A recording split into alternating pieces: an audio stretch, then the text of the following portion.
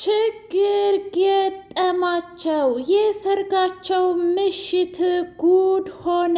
ዲቭ ላትመለስ ሄደች። አደይና ዲቭ የሰርጋቸው ምሽት እጅጉን ከባድና አስደንጋጭ ነገር ተፈጠረ። ብርሃኔ ከገጠር ደውላ የምወደውንና የማፈቅረውን ልጅ አንቺ አክፈሽ ልታድሪ ነው ወይ ብላ ጉድ አደረገቻት። ምን እያልሽ ነው ብርሃኔ?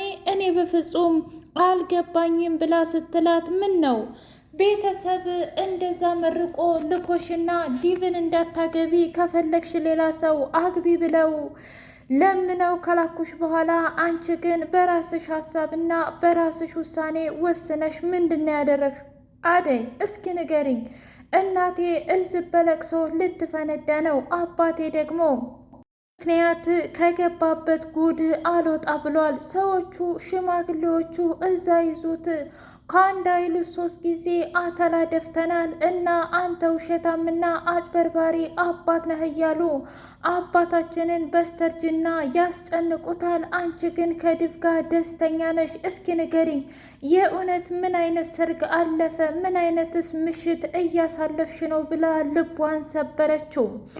አደይ ምን እያልሽ ነው ብርሃኔ? በፍጹም እየገባኝ አይደለም። እኔና ዲቭ ምን አገናኘን ከእናንተ ህይወት ጋር ብላ ስትል፣ ምን ነው የእውነት እነ ሄለን ምንም ነገር አልነገሩሽም ማለት ነው?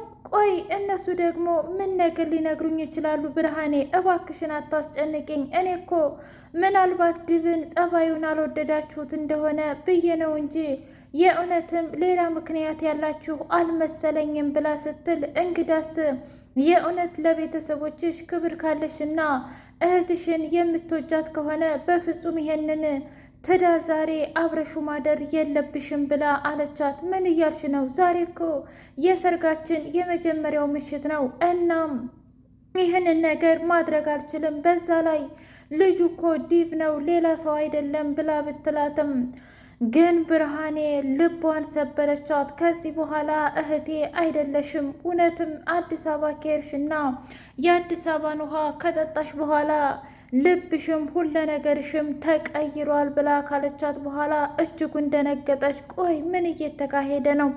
በሌላ በኩል ዲቭ ድንገት ተነሳና፣ ምንድን ነው አደይ? አላውቅም። ቤተሰብ ደውለው ግን ሰርግሽ ምን አይነት ነበረ ምናምን እያሉ በጣም እየቀለዱብኝና ልባቸው በተሰበረ ነገር በጣም እያናገሩኝ ነው። ቆይ እኔ ምንድነው ያደረግኩት? ዲቭ ቸኩያለሁ ወይስ ደግሞ ምንድነው ያጠፋሁት ጥፋት? እያለች ስትል፣ ኧረ አንቺ ምንም አላጠፋሽም አደይ፣ ግን ደግሞ ምናልባት እኔን ስላልወደዱኝ ይሆናል። አይ ዲቭ፣ ይህማ እኔ የማላውቀው ምክንያት አለኝ። ስለዚህ የግድ ሂጄ ሄለንን ማናገር አለብኝ ብላ ወደ ሄለንና ወደ አበበ ጋር እስተ ሙሽራ ቀሚሷ ሄደች። እናም አደይ ምንድነው የተፈጠረው ብለው ሲሏት፣ እስኪ እናንተ ወንድምና እህቶቼ አይደላችሁም? እኔ ዲቭን ላገባው ነው ብዬ ስላችሁ በደስታ ተሞልታችሁ እሺ አግቢው ጥሩ ነው እያላችሁኝ ነበር። ነገር ግን ገጠር ብርሃኔ ስለ ዲቭ ምንድን ነው ያለያችሁ ብላ ስትነግራቸው ሁለቱም አንገታቸውን እንደ ጃምዮ ደፉ። ቆይ ምንድን ነው የእውነት የሚያስከፋ ነገር ነው ወይስ የሚያስደስት? ለምንድን ነው አንገታችሁን እንደ ጃምዮ የደፋችሁት? ብላ ስትል፣ እባክሽ ብርሃኔ እኮ ለዲቭ ፍቅር አላት ብላ አለች። ምን? አልገባኝም። እየቀለዳችሁብኝ መሆን አለበት። እና የኔን ዲቭ የኔ እህት ብርሃኔ ታፈቅረዋለች ማለት ነው? አዎ ታፈቅረዋለች። እጅጉን ደነገጠች አደይ። ይሄ ነገር እኔ በፍጹም በህልሜ ነው እንጂ በእውኔ አይደለም። እንዴት እንደዚህ ሊሆን ይችላል? ሁሉም ነገር ህልም እየሆነብኝ ነው። በአንድ በኩል ፍቅር ዲቭን ታፈቅረው ነበረ እና ጭራሽ አሁን የገዛ ሆቴ ሁና ቁጭ አለች። ወይኔ ጉዴ እያለች ዝም ብላ መበሳጨትና መናደዱን ቀጠለችበት። ቤዛ በፍጹም እኔ ምንም ነገር አላደረኩም። የዚህ ሁሉ መንስኤ አደይና ዶክተሩ ናቸው። እኔ ላይ ለማላከክ ሆን ብለው የተጠመደ ወጥመድ ነው እንጂ እኔ እንዴት እንደዚህ አይነት ነገር ላደርግ እችላለሁኝ ብላ አለች። የሊሊ የቤት ካርታና የሊሊ ሀብትና ንብረቷ አደጋ ላይ እንደሆነ አክስቷ ደውላ ነገረቻት። እናም እስኪ ንገሪኝ፣ እኔን የማታምኒኝ ከሆነ የቤቱ ካርታ የት ነው ብላ ስትላት፣ እንደ አጋጣሚ የቤቱን ካርታ ስትፈልገው ጠፋ። ምን አደይ አይተሻል ወይ ብላ ስትላት፣ እንዴ ሊልዬ፣ እኔ እኮ አንቺ ከሌለሽ በፍጹም አንቺ መኝታ ክፍል እንደማልገባ ዛሬ ሳይሆን ገና ድሮውንም ታውቂያለሽ። እና እንዴት ላውቅ እችላለሁ? ምናልባት በታመምሽበት ሰዓት ባቡሬ እንዳይጠፋ ብሎ እሱ ጋር አስቀምጦ ከሆነ ደውለሽ ጠይቂው ብላ ደውላ ስትጠይቀው ባቡሬም ጋር የለም። ምን? አዎ የእውነት እሱም ጋር የለ። ምን እንደተፈጠረ አላውቅም አደይ ብላ አለቻት። አደይና እንዲሁም ሊልዬ እጅጉን ደነገጡ። ሰላም ሰላም! ውድና የተከበራችሁ የህያ ቤቴ ቤተሰቦች እንዴት ናችሁልኝ? ሁሉ ሰላም፣ ሁሉ መልካም። ምን እግዚአብሔር የተመሰገነ ይሁን። ሰላም ነኝ፣ ደህና ነኝ። ለዚህ ቻናል አዲስ የሆናችሁ ሰብስክራይብ እያደረጋችሁ ቤተሰብ የሆኑ ነበር ቤተሰቦች ደግሞ ስለምትከታተሉኝ እጅጉን አድርጌ አመሰግናለሁ። እጅግ አስተማሪውና አጓጊው ሰራተኛዋ አደይ እንደቀጠለ ይገኛል። ዛሬ በትልቁና እንዲሁም አስደንጋጭ በሆነ ምክንያት ዶክተሩ ጀግናው ከዳይመንዶ ጋር ተባብሮ ቤዛን በቁጥጥር ስር አዋላት። ቤዛ እባክህ ቢያንስ ላሳለፍናቸው መልካም ጊዜያቶች ብለህ ይቅርታ አድርግልኝ፣ እኔ ምንም አላጠፋሁም፣ የኔን የህይወት ታሪክ ስለማታውቅ ነው ብላ ስትለው፣ እኔ ምን አገባኝ አደይ፣ ትሰሚኛለሽ? ይቅርታ እኔ ምን አገባኝ ቤዛ፣ አሁን እዚህ ራሱ ፍንክር ብትይ ብትሞች ምንም ብዝነት የለኝም። አብሮ አደግ ጓደኛሽን ሊልዬን ለመግደል እኮ ሙከራ አድርገሻል። እሱ ብቻ ይመስልሻል? በየሆስፒታሉ የተኙትን በሙሉ መርዘሻቸዋል። አምላክ በጥበቡ የእውነት ባይደግፋቸውና ቶሎ ብላ አደይ ባትነቃብሽ ኑሮ ምን ሊውጠን ነበር ብሎ አላት። በሌላ በኩል ይቺ አደይ አረመኔና ጨካኝ እሷ ናት የዚህ ሁሉ መንስኤ። እመኔ ዶክተር፣ የምትወዳትንና የምታፈቅራትን አደይ የምለቃት መስሎሃል ብላ አለችው። ምን እያልሽ ነው? እኔ ደግሞ አደይን እንደምወዳትና እንደማፈቅራት የታወቅሽ ብሎ ሲላት፣ ኧረ እባክህ ይችንማ ለእኔ ግን አንተ ይሁን መቼም እመነኝ፣ በፍጹም የእሷ መሆን አትችልም። ምን ማለት ፈልገሽ ነው? አደይ እኮ ሁሉንም እያታለለች ወንዶችን በፍቅር መጣል እንጂ የእውነት ለፍቅር ሁና አታውቅም ብላ አለችው። ቤዛ ስለማይመለከትሽ ነገር አታውሪ፣ አሁን ቀጥ ብለሽ ከመርማሪው ጋር ሂጅ ብሎ እስር ቤት ወህኒ ቤት ከተታት።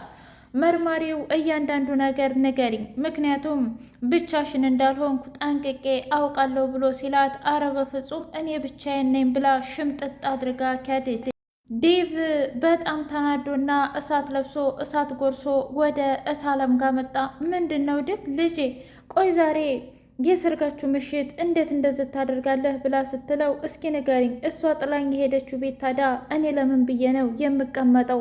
አደይና ቤተሰቦቿማ የሆነ ነገር ተፈጥሯል እታለም፣ እና በጣም ችግር ነው ብሎ ሲል፣ እንዴ እንደዚህማ አታርግ፣ እናንተ እኮ ባልና ሚስት ናችሁ፣ በወረቀት ነዋ። ልብ ለልብ ካልተገናኘንና ካልተናበብን ይህን ትዳር ትይዋለሽ እታለም፣ በቃ ተይም ብሎ ሂዶ ሲተኛ ፍቅር በጣም ደስ አላትና፣ እኔ እኮ ድሮውንም ነግሬህ ነበር ዴቭ፣ አንተም ባሏ አድርጋ ሀብትና ንብረትህን ለመውሰድ እንጂ የእውነት ባልታደርግህ እንዳልሆነ ነግሬህ ነበር ብላ እጅጉን አቃጠለችው። ዴቭ ተናዶ፣ ፍቅር በጥፊ ሳልስሽ መሄድ ካለብሽ ትሄጃለሽ፣ ካልሆነ ግን እመኚ ልብሽን እሰብረዋለሁ ብሎ አላት። ሩታ ሰተት ብላ ዶክተሩ ጋር ሂዳ እንዴት ነህ ዶክተር ብላ ስትለው፣ እኔ ደህና ነኝ። ደህና ነሽ አንቺ? ግን እባክሽ ሊልዬ ከሆነ በጣም ተሽሏታል ደህና ነት ብሎ ሲሏት፣ እሱንማ ሰምቻለሁ፣ ግን ደግሞ እኔ አንተን ብዬ ነው የመጣሁት። እኔም ብለሽ በሰላም? አዎ ልቤን አሞኝ። ምን? እስኪ ነይ ልመርምርሽ ብሎ ሲላት፣ ምን? እኔ የምልህ ዶክተር፣ ቆይ አንተ ምንም ነገር አታውቅም እንዴ? ምን ማለት ነው? ማለቴ ስለ ፍቅር ምናምን። እዩልሽ ሩታ፣ አንቺ ስንት ዓመትሽ ነው ብሎ ሲላት፣ ኧረ ተው በቃ ዶክተር፣ እኔ ያም ይሆን ይህ ደርሻለሁ። ዙሮ ዙሮ አንተ ምንም እየገባህ አይደለም፣ ልሂድ መሰለኝ ብላ አለችው። እሺ ብትሄጂ ይሻልሻል ብሎ አላት። በሌላ በኩል ዳይመንዶ ሁሉም ሴት ሴቱን ይዞ ሲሄድ አምላኬ ሆይ ቆይ እኔን መቼ ነው የምትሾፈኝ? እኔስ ቢሆን እንደነሱ በፉንቃ የምናደደውና ፉንቃ የሚይዘው መቼ ነው እያለ በቅናት ተንገበገበ።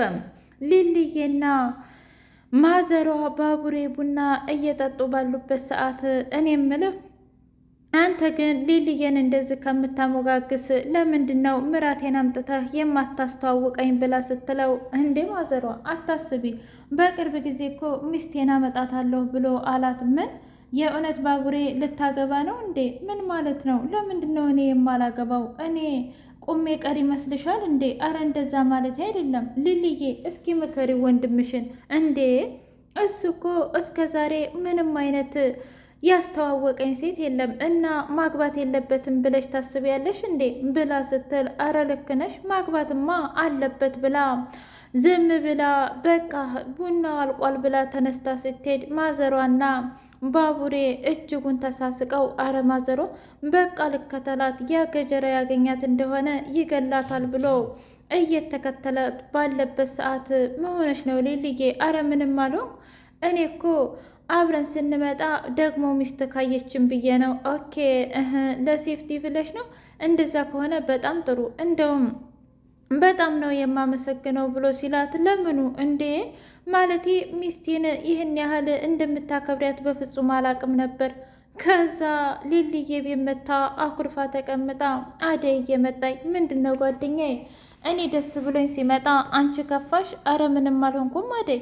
ቆይ ባቡሬሳ አልሸኘሽም እንዴ? አረ እንደዛ አይደለም ትቼው መጣሁ። ለምንድን ፍቅረኛ ምናምን እያለ ጭራሽ ቆንጆ ናት ምናምን እያለ አያሞጋግስም መሰለሽ? ምን እሱ ብቻ ጭራሽ ማዘሯም እኮ ተጨመረች። ከዛ አደዬ ከት ብላ ሳቀችና አየሊሊ በጣም የዋህ እኮ ነሽ። አንቺን ነው እንጂ የእውነት ካንቺ ውጭ ባቡሬ የሚያይ ይመስልሻል? ይልቁንስ የሚወድሽ ወንድ እንደዚህ እየተከተለሽ አንቺ ምንም አይነት ፍንጭ ካላሳየሽው አትወደኝም፣ አታፈቅረኝም ብሎ ይሸሽሻል ሊልዬ። እና አንድ እድል ለራስሽና ለህይወትሽ ብትሰጪው ጥሩ ነው። ምን ይመስልሻል ብላ ስትላት፣ ልክ ነሽ፣ ግን ደግሞ ምን እንደማደርግ አላውቅም። እውነት ለመናገር እሱ ከጎኔ ሲሆንና ከእሱ ጋር ሳወራ እጅጉን ደስ ይለኛል። ቢሆንም ግን ምን እኔ እንጃ የምፈራው ነገር አለ። እባክሽ ኤላን ከሆነ እርሹ፣ ቢያንስ እኔን እስኪ አደይ እንደው ተይኝ እስኪ ባክሽን ተይኝ። አክስቴ አሁን ደውላ ከባድ ነገር እያለች ነው። የእውነት ያ የቤት ካርታ የት ያለ ይመስልሻል አደይ ብላ ስትላት፣ እኔ ምን አውቃለሁ የእኛ ጥላቶች እንደሆነው በየቦታው ተበትነዋል ሊልዬ እና እንደምንም ብለን ለነባቡሬ ተናግረን ማፈላለግ አለብን ብለው አሉ።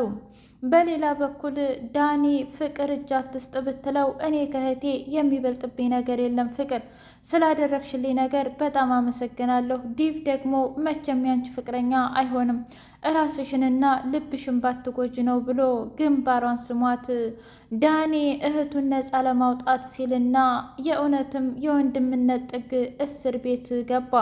ቤዛ በስተመጨረሻ ዳኒ እኔ ነኝ ያደረግኩት ብሎ እስር ቤት ታሰረ። ቤዛ ከእስር ተፈታች። ዶክተር